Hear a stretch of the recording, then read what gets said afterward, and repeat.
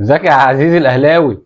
عامل ايه؟ وقبل ما نبدا الضحك حابين بس نترحم على والد مروان عطيه، ربنا يا رب يرحمه ويصبر مروان عطيه وكل اهله. ماتش القمه او زي ما بيقولوا عليه يعني ماتش القمه 4-1 كالعاده. الماتشات دي كلها بتطلع سكورات، ونادي الزمالك السنه دي شايل من الاهلي 7 اجوان، اكتر فريق شال من الاهلي اجوان الحمد لله. بس هما بيقولوا قمه فخلينا نمشيها ماتش القمه. قبل ما نتكلم بس عن الماتش بتفاصيله، حابب اشكر مستر كولر، الراجل اللي جالنا من سويسرا ما يعرفش اي حاجه عن القاره دي، وفعل فيها قانون الغاب، قانون البقاء للاقوى. انت مين يا باشا؟ تعالى وهشيلك. فرق اول مره يسمع عنها في حياته، بطولات اول مره يسمع عنها في حياته، كله جه قشه من غير رحمه، من غير انفعال، من غير عصبيه، من غير مشاكل، بمنتهى الهدوء.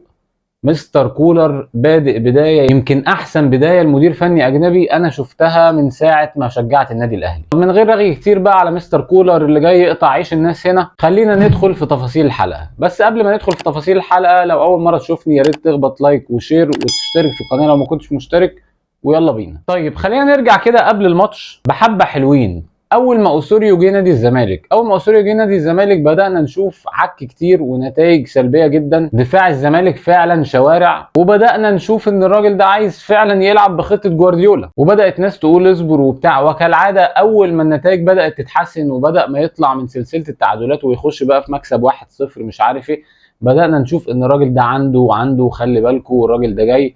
وبعد كده كسب المقاولين 6-1. بدانا نشوف ناس بتقول احنا محظوظين ان احنا عندنا اوسوريو وعندنا فيتوريا وعندنا كولر وعندنا ميكالي، محظوظين ان احنا عندنا الناس دي ومحتاجين ان احنا نتعلم منهم. يا جدعان انتوا دخلتوا الراجل ده في النص ازاي؟ مش عشان هو وحش، بس عشان لسه بدري قوي على اللي انتوا بتقولوه ده. مع احترامي يعني الراجل ماشي بدماغه وعمال يغير في مراكز اللعيبه زي ما هو عايز. ايه فتوح اللي في نص الملعب ده، وزيزو في نص الملعب، وحاجه كده عك. ممكن تلاقي محمد صبحي بيلعب على الدايره بعد كده، حاجات يعني هو بيعملها بدماغه وهو مقتنع ان هو كده صح، بيتعرف على اللعيبه بطريقته. بس ما تهولوش قوي يعني على الراجل، وان الراجل ده هتقوله بس صفقات وهيعمل اللي هو عايزه. ما سمعناش على مستر كولر الكلام اللي بنسمعه على اوسوريو. مستر كولر اللي الحقيقي بقى المدربين يقعدوا يتعلموا منه، يدي كورسات بفلوس للمدربين اللي في مصر. ما شفناش القصه دي عليه. يعني الراجل عامل اعجاز لو كان اتعمل في اي نادي تاني كان ممكن يتهلل له لحد 20-30. المهم نرجع مرجوعنا لعم الذئب الكولومبي ده، الراجل اللي لقى الاهلي باع حمدي فتحي وعمرو السوليه مصاب، ومروان عطيه ربنا يرحم والده توفى طبعا ومش هيلعب الماتش، واليو ديانج مهدد بالايقاف لحد كام ساعه قبل الماتش، فنزل من غير خط نص خالص. طبعا مستر كولر شاف الليله الجميله دي، راح مخيطهم له حلو قوي 3 اجوان. خلص الماتش بدري بدري كده في الشوط الاول 3-0. والشوط الاول احنا قاعدين بنلعب الكلب الحيران وكعوب وحاجات ولولا بس ان كهربا ما كانش فايق كان زمان الماتش خلص 4 الشوط الاول. لعيبه الاهلي نازله كانت بتتدلع جامد كمان. وضربه الجزاء اللي لحسين الشحات دي على فكره انا ما بلومش البنا عليها، لان الكره منقوله من ورا لقدام، كره طوليه، فالبنا مش هيلحق ياخد السبرنت ده، لكن الفار كان لازم يتدخل في القصه دي. وهلوم على حسين الشحات اكتر، لانه انت عارف ان الكوره ضربه جزاء لازم تعمل مجهود اكتر من كده عشان تبروز ان الكوره دي فيها حاجه. وبصوا على الفار، مش كفايه ان انت تعمل لي كده بايدك، خد اللعيبه واجري على محمود البنا ووقف الماتش وعطل اللعب لحد ما الفار يرجع ويشوف الكوره من زاويه والتانيه ويحكم لك بضربه الجزاء. المهم يعني ان الكابتن مدحت شلبي في بدايه اللقاء لسه بيقول بسم الله الرحمن الرحيم، حسين الشحات حط الجون الاول نتيجه الفراغ اللي سايبه مستر وسوريو في نص ملعبه قصاد خط دفاعه. ما هو انت كده خط ظهرك كهربا مثبته قدام، هيسيب كهربا ويطلع يقابل اللعيب اللي جاي في الفدادين الفاضيه دي، كهربا هيبقى فاضي، هيثبت مع كهربا، هتلاقي اللعيب اللي جاي عليه من الاهلي من نص الملعب بيشوط وبيحط جون زي ما حصل مره واثنين وثلاثه. ومستر اوسوريو قاعد بيتفرج زيه زينا طول الشوط الاول، لبس جون في الثاني في الثالث وقاعد بيتفرج، ما استناش غير بين الشوطين عشان يعمل الاربع تغييرات ويقفل نص الملعب. ولو جبت اي حد مع احترامي للجميع ماشي في الشارع وشاف الشوط الاول كان من اول 10 دقايق يقول لك يا باشا هو عامل كده في نص ملعبه ازاي. وحسين الشحات نجم الشوط الاول والماتش غير الجونين اللي جابهم، قاعد بقى بيدي جواهر للعيبه، يدي انفراد لكهربا يحطها برعونه شديده جدا، كره ثانيه برده لكهربا ولكن تتحسب اوفسايد وبرده كهربا حطها بره، يخش يستلم ويجيب ضربه جزاء ما تتحسبش. يعني حسين الشحات كان رايق كده وحاجه اخر عسليه. على الناحيه الثانيه طبعا علي معلول رايق وفايق لان بيلعب عليه شيكابالا، زيزو طار من الحته دي ونزل في نص الملعب، فبالتالي خف جهد كبير جدا على علي معلول. وشيكا يعني كلنا عارفين، يعني مش عايزين نتكلم كتير يعني. الشوط الاول لنادي الزمالك ما فيهوش غير كوره واحده لنيمار اللي شاطها وصدها الشناوي، وكان فيها سوء تقدير من محمد هاني اللي باع نفسه بسهوله في الكوره دي. فيما عدا ذلك نادي الزمالك ما جاش اصلا، والحمد لله ان الشوط الاول بالنسبه لهم طلع 3-0 بس. عشان تعرف بس ان مستر كولر مش قاعد بيلعب، يعني الجون اللي جابه علي معلول جايبه من نص الملعب. ايه اللي مدخل علي معلول في الحته دي يا جدعان؟ وقفوا الصوره كده هتلاقي نص ملعب نادي الزمالك الاهلي محتله، كله بيلعب في نص الملعب من العمق، ومستر اوسوريو بيتفرج زيه زينا. المفروض يعني ان فتوح هيغطي الحته دي ولا زيزو، مش عارف والله يعني حاجه منتهى المسخره. المهم ان الشوط الاول يخلص 3-0 ويلا بينا نروح على الشوط الثاني. مع بدايه الشوط الثاني مستر اوسوريو يعمل الحاجه المتوقعه، يعني يقفل نص ملعبه بقى، ينزل عمرو السيسي، ينزل رؤى، ينزل عمر جابر، كل ده في نص الملعب، ينزل محمد طارق ويخرج حسام عبد المجيد عشان الكره اللي كان المفروض يطرد فيها دي وخد فيها انذار بس، فيظبط نص ملعبه ويمنع اختراقات النادي الاهلي الى حد ما. النادي الاهلي ما فاقش غير تقريبا اخر ربع ساعه، نص ساعه من الشوط الثاني النادي الاهلي ما وصلش لمحمد صبحي. جزء فيه ان اوسوريو ظبط نص ملعبه، والجزء الثاني ان النادي الاهلي بادئ برعونه من اول الماتش وخارج كمان 3-0. فكل سنه وانت طيب، اللعيبه خلاص بقى زهقت بقى. وفي الدقيقه 64 اليو ديانج كالعاده يعني يتفزلك ويجيب ضربه جزاء علينا ملهاش اي 30 لازمه، الكره بعيده عن زيزو مش في المتناول بتاعه، ويزق كده الكره يعني ملهاش اي لازمه. يرجع محمود البنا للفار ويحسب ضربه جزاء، يخش زيزو يحطها جوه عشان النتيجه تقرب وتبقى 3-1، خصوصا ان انت ما بتوصلش لمرمى محمد صبحي، فبقت كده كأن فرق جونين، الدنيا بدأت تتصعب شويه. مستر كولر ما يستناش اول ما ضربه الجزاء تتحسب اصلا ينزل شريف وكوكا مكان كهربا وفخري، والاثنين ما كانوش موفقين خالص النهارده. محمد فخري بيعطل الكره في رجله كتير جدا، الكره اللي المفروض يطلع بيها ويعمل باص قدام تلاقيه بيرجع ورا، الكره اللي المفروض يرجع ورا بدل ما تتقطع منه تلاقيه يطلع قدام، يعني كل القرار المفروض يعمله صح بيعمل عكسه. ومحمود كهربا اللي جاله فرصه يخلص بيها الشوط الاول الحقيقه اتدلع فيها وكان بيقع في الاوفسايد، وحتى الكره اللي كانت بتجيله ما كانش بيخلصها، فسحب الاثنين ونزل محمد شريف الموفق دايما على نادي الزمالك. وعجبني في مستر كولر ان اي حد ما عجبوش غيره، بيرسي تاو النهارده من اقل ماتشاته يسحبه وينزل كريستو، حسين الشحات كان خلاص بدا يخلص بنزين يسحبه وينزل طاهر محمد طاهر. وفي الدقيقه 80 والنتيجه 3-1 مستر كولر يرتضي بالنتيجه على كده، او مش عايز يستقبل اهداف، لو جبت زياده اوكي، ما جبتش خلاص حلو قوي، الزمالك جاب جون كفايه على كده.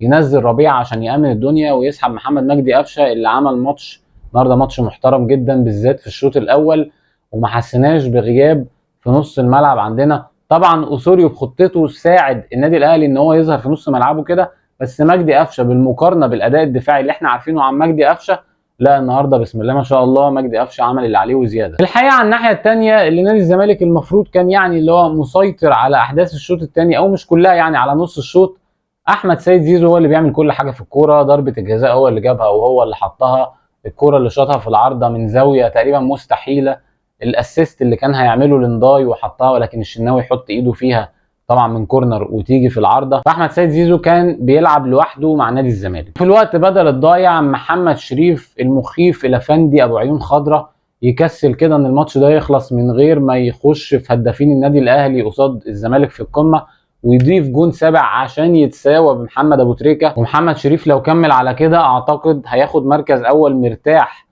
في هدافي لقاءات القمه بين الاهلي والزمالك. والحمد لله ان اللي عمل الاسيست اليو ديانج عشان يصلح غلطته في الجون اللي زنقنا في بدايه الشوط الثاني. المهم النتيجه 4-1، اداء ولا اروع. مستر كولر كالعاده بيعلم على وش اي حد يقابله، نحط 3 نقط مالهمش اي 30 لازمه، وكده كده الف الف مبروك النادي الاهلي الدوري العام اللي واخده عن جداره واستحقاق، كل البطولات عن جداره واستحقاق. يلا بينا نروح على الملاحظات. اول حاجه طبعا ان ده موسم استثنائي للنادي الاهلي على كل الاصعده، مبروك الدوري لكل الاهلاويه حبايبي، مبروك الموسم ككل، حاجه يعني محترمه جدا، والنادي الاهلي على نفسه قوي الموسم الجديد، بس ان شاء الله اللعيبه والرجاله ومستر كولر قدها باذن الله، نعمل بس ميركاتو كده محترم وربنا يكرم. النقطه الثانيه ان اوسوريو في عز ما الناس كانت عماله تقول ان الراجل ده عنده حاجه مختلفه وان الراجل ده عنده مش عارف ايه، وبدأنا نكسب 3 و6 وحاجات كده، انا كنت قاعد بضحك وكنت بقول ان الزمالك بقى جامد جدا جدا، بس هو محتاج يقابل الاهلي عشان يتكشف، وقد كان. الاهلي اللي نص ملعبه تقريبا متدمر لو قارنته يعني بالنادي الاهلي قبل كده، ومع ذلك بتكسب 4-1 مع الرأفة. فده كده احلى ختام كروي في الموسم ده، خلي اللعيبه تريح بقى. النقطه اللي بعد كده وهي خاصه بتسليم الدرع. اول ما النادي الاهلي اعلن رسميا ان هو بطل الدوري السنه دي بعد ما بيراميدز خسر من سيراميكا كليوباترا، الناس قالت ان احنا عايزين نستلم الدرع بعد ماتش الزمالك على طول. وساعتها طلع بيان كده ان مستر كولر رفض ان احنا نستلم الدرع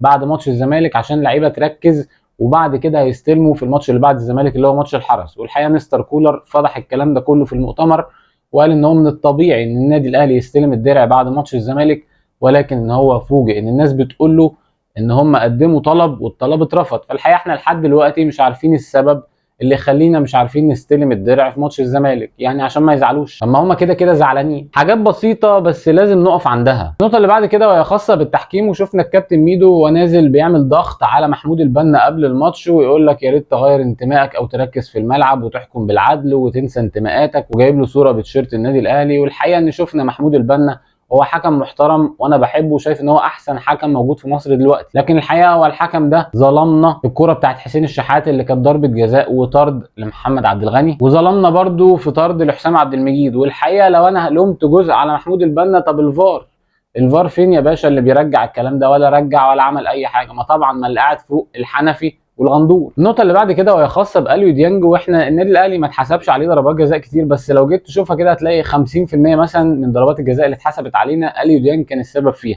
واللي فاكره دلوقتي في ذهني ضربه الجزاء بتاعه الزمالك امبارح وضربه الجزاء بتاعه الرجاء هناك في المغرب، الحمد لله الكره ضاعت ساعتها. فتحس كده ان اليو ديانج في جوه منطقه الجزاء بينسى نفسه وبيستهتر بصوره غريبه جدا، والكور ما بيبقاش فيها الخطوره اللي تستدعي ان انت يلا بقى تضحي بنفسك. يا ريت يعقل كده ويركز وحد يتكلم معاه في النقطه دي. النقطه اللي بعد كده وهي خاصه باسوريو برده، واللي بعد ماتش المقاولين وقف كده يتكلم ويطبطب على شوقي غريب وبيعلم عليه، يعني ان هو كوتش بقى الاجنبي الخواجه اللي جاي يعلم الناس هنا في مصر الدنيا بتمشي ازاي، وكان يعني راجل برنس كده وبياخد اللقطه. والنهارده طالع بيتخانق مع محمد عبد المنعم، بيشبك معاه عشان محمد عبد المنعم عمل كوره كده ورا لوحده كده خالص، قال لك انت بتتمنظر علينا وانت مش عارف بتعمل ايه علينا. فيعني الراجل اتكشف كده. اهدى يا عم سوري الله يبارك لك، كده كده انت ماشي. والانقح من ان هو طالع يتخانق مع عبد المنعم في المؤتمر الصحفي جاي بيتكلم، لقى مايك النادي الاهلي او قناه النادي الاهلي راح بعده بايده كده عشان ياخد اللقطه الحلوه. فالحاجات دي هتديك شويه وقت في النادي، بس يعني النتائج يعني هتقابلنا تاني يا باشا، لو ما مشيتش المره دي هيمشيك المره الجايه. النقطه الاخيره وهي خاصه بعبد المنعم، اتكلمت عليه كتير وانتقدته كتير ومفيش حاجه بتتصلح، ومحمد عبد المنعم زي ما هو النهارده بدا كمان يتخانق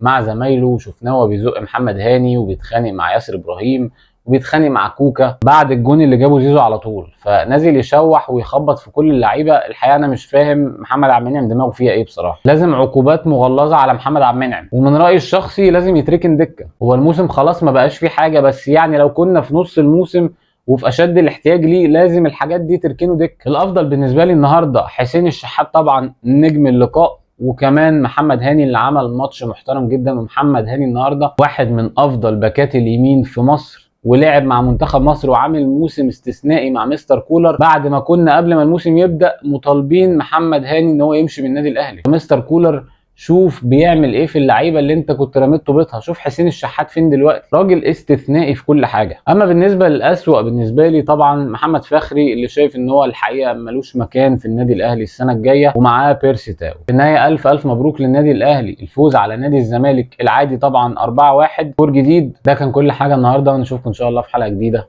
سلام عليكم.